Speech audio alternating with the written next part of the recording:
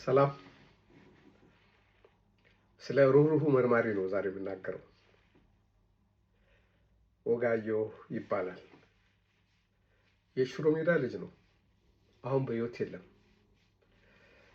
የደርግ ዘመን ፖሊስ ነው። በኢህአዴግ ጊዜ አብረን እንሰራ ነበረ። የድሮ 5ኛ ፖሊስ ጣቢያ እና 4ኛ ፖሊስ ጣቢያ መርማሪ ሆኖ ሰርተዋል። አዲስ አበባ ፖሊስ ወንጀል ምርመራ መርማሪ ነበር። ወጋየሁ ድቅቅ ያለ አጭር ቀጭን ሰውዬ ነው። ሲጋራ በጣም የሚያጨስ፣ ማታ ማታም ያው እንደሚጨብስ ከሁኔታዎች መረዳት ይቻላል። እንደ ሰዎች ቢራ ቤት ወይ ውስኪ ቤት ወይ ቡና ቤት ሄዶ የሚጠጣ ሳይሆን ካቲካላ ቤት ሄዶ የሚጠጣ የ6 ልጆች አባት ነበረ። ወጋየሁ ስሜቱ ስስ ነው። በትንሽ ነገር ይናደዳል፣ በትንሽ ነገር ያዘናል። ወረዳ 3 እያለን አንድ ቡድን ውስጥ ነበርን። አንድ ቢሮ እንጋራ ነበር። በደንብ አይቼዋለሁኝ። የእጅ ጽሑፉ በጣም ያምራል። ጎበዝ መርማሪ ነው።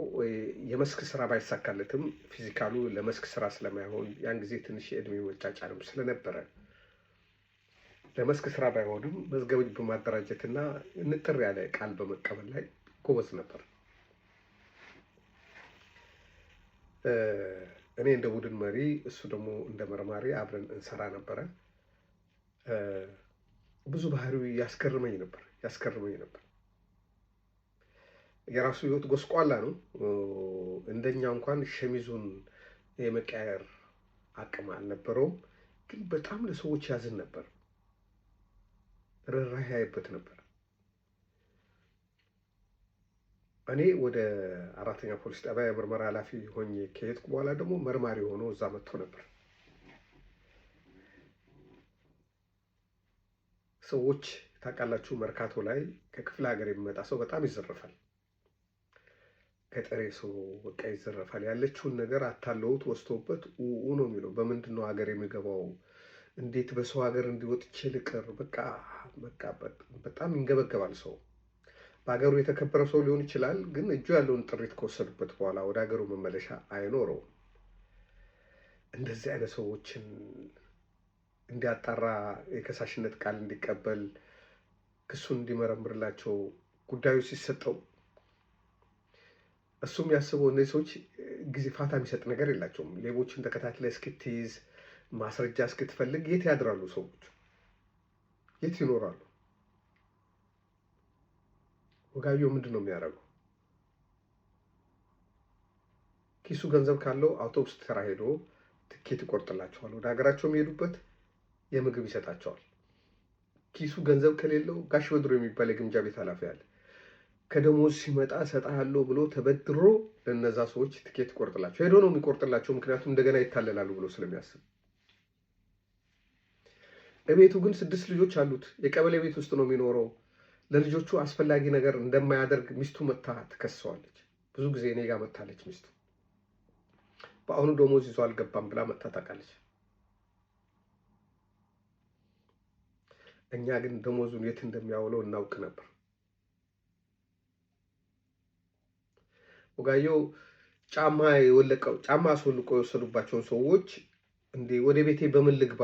በባዶ እግሬ እንዴት እገባለሁ? የሰፈር ሰው ምን ይለኛል? ሲሉ ጫማ ይገዛላቸዋል። የሰብአዊነቱን ልክ ነው ላሳየት የፈለኩት። የፖሊስነቱ ልክ ሳይሆን የሰብአዊነቱ ልክ ነው ማሳየት የፈለኩት።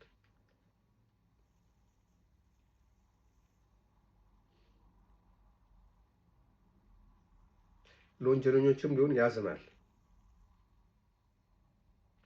ይህ እኮ አንድ ፍሬ ልጅ ነው። በዚህ ጉዳይ ይህን ያህል ዓመት ሊቀጣ ይችላል። ምን ባደረገው ይሻለኛል ይላል።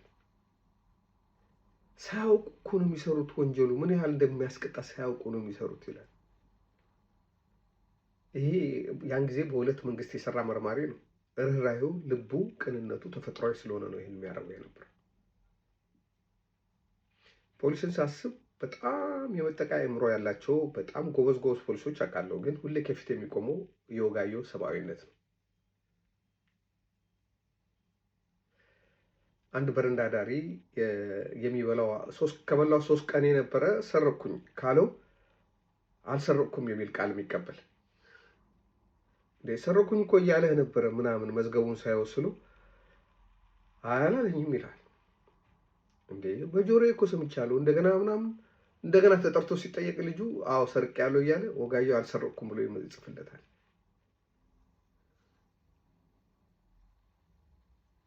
እንደ ሙያ የሚቀበለው ነገር ባይሆንም የሰብአዊነቱ ልክ ግን ርኅራሄው፣ አዘኔታው የሰዎች ችግር ሲሰማ የደረሰባቸው ችግር ሲሰማ ሰዎች ወጥቶ ሲጋራውን ለኩሶ ረጅም ሰዓት ሲጋራ ጭሶ ምናምን ተጽናንቶ ነው የሚወጣው ራሱ። ግን እኛ የምናስበው ካቲካላ ቤት የምናገኘው ሰው ሲጋራ የሚያጨስ ከሆነ ራሱ የማይጠብቅ ከሆነ የማይረባ ሰው ነው የሚመስለናል። የሚረቡ ሰዎች አንዳንዴ ለራሳቸው የሚሰጡት ግምት አነስተኛ ነው። ለሰው የበለጠ ግምት ይሰጣሉ። ሃይማኖተኛ ሆነው አይደለም፣ ሰብአዊ ሆነው ነው። እንደዚህ አይነት ሰዎችን ሳይ የሰው ልክ ናቸው ብዬ አምናለሁ። ብዙ የጎደለባቸው ቤተሰባቸውን የጎዱ ናቸው። በሌላው መስፈርት ስናያቸው እየሰራ ቤተሰቡን የማይረዳ ትለዋለን። ግን ሰብአዊነታቸው ግን ልክ የለውም። ፖሊስ ሁሉ መጥፎ አይደለም ብዬ እንድከራከር የጀርባ አጥንት ከሆኑኝ ሰዎች አንዱ ወጋየሁ ነው። ነፍሱን ይማረው ወጋየሁ። ከዚህ በፊት ፌስቡክ ላይ አጋርቻለሁ፣ ጽፌያለሁ። ዛሬ በተጨማሪ ነው። ስላዳመጣችሁኝ አመሰግናለሁ። እግዚአብሔር ይስጥልኝ።